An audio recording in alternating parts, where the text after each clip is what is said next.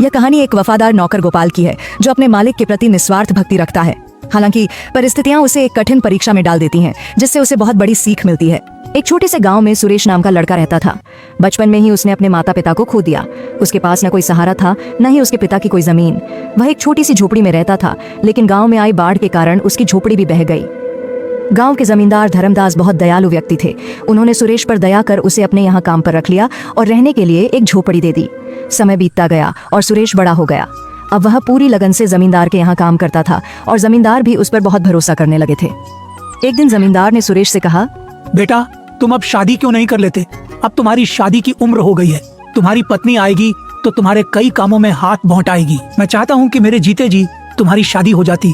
क्या जाने कब भगवान का बुलावा आ जाए। सुरेश बोला, मालिक ऐसा क्यों कह रहे हो? मेरे लिए आप ही सब कुछ हैं।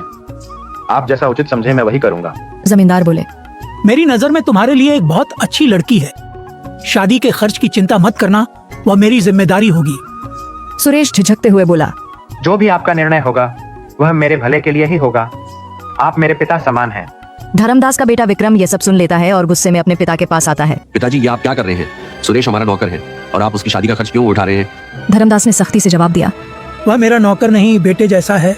विक्रम चिढ़कर बोला, आप मेरे पिताजी हैं या उसके? धर्मदास नाराज होकर बोले, जब मैं बीमार था तब कहाँ गया था तुम्हारा अपनापन? तब सुरेश ने मेरी कितनी सेवा की थी। वह दिन रात मेरी देखभाल करता था और तुम अपने शौक में मस्त रहते थे। तुम मुझे मत सिखाओ कि कौन अपना है और कौन पराया। विक्रम और भी गुस्से में आ गया। उसने सोचा कि उसे सुरेश को रास्ते से हटाना होगा। विक्रम नशे और जुए की लत में डूबा हुआ था। एक दिन उसने अपने पिता से 10,000 रुपए मांगे, लेकिन जब जमींदार ने उसे पैसे देने से इनकार कर दिया तो वह भड़क उठा। विक्रम ने सोचा, अब मैं देखता हूँ कि मुझे पैसे कैसे नहीं मिलते। वह चोरी की योजना बनाने लगा। अगले दिन जमींदार की तिजोरी से 20,000 रुपए गायब हो गए। पूरे घर में हड़कंप मच गया। विक्रम मौके का फायदा उठाकर बोला, पिताजी, चोर और कौन हो सकता है? सुरेश ही होगा। सुरेश हैरान रह गया। उसने सफाई दी, मालिक, मैं ऐसा नहीं कर सकता। आप पर मेरा पूरा जीवन समर्पित है। लेकिन विक्रम ने उसे झूठा ठहराते हुए उसके घर की तलाशी की मांग कर दी। जमींदार ने पहले विक्रम के कमरे की तलाशी ली, लेकिन वहां कुछ नहीं मिला। फिर सुरेश की झोपड़ी की तलाशी ली गई और वहां से पैसे मिल गए। सुरेश स्तब्ध रह गया। यह कैसे हो सकता है? यह किसी की साजिश है। जमींदार का भरोसा टूट गया। विक्रम बोला, देख लिया पिताजी, अब पता चला कि कौन सच्चा है और कौन झूठा। धर्मदास को बहुत बड़ा झटका लगा। उन्होंने सुरेश की तरफ देखा, लेकिन कुछ नहीं बोले। सुरेश रोते हुए बोला, मालिक, मैं निर्दोष हूँ। मैं आपके लिए जान दे सकता हूँ, पर चोरी नहीं कर सकता। धर्मदास ने गहरी सांस ली और कहा, मुझे अब कुछ नहीं कहना, तुम यहाँ से चले जाओ। सुरेश वहां से दुखी होकर चला गया।